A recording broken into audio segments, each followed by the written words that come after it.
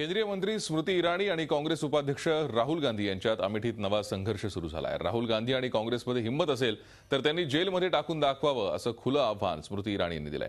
अमेठीतली जमीन चुकीच्या पद्धतीनं राजीव गांधी फाउंडेशनला देण्यात आल्याचा आरोप स्मृती इराणी यांनी केला होता। यानंतर काँग्रेसने इराणी यांना कायदेशीर नोटीस बजावली होती। याच नोटीशीवरून इराणी यांनी राहुल गांधी आणि काँग्रेसला अमेठीत येऊन खुलं आव्हान दिलंय।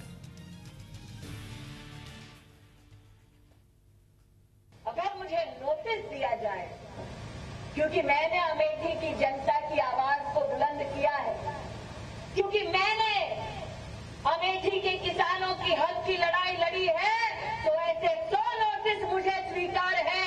अगर कांग्रेस पार्टी और राहुल गांधी में दम है तो मुझे सलाखों के पीछे भेजे, जेल के पीछे से भी मैं अमेठी के लिए आवाज उठाती रहूं।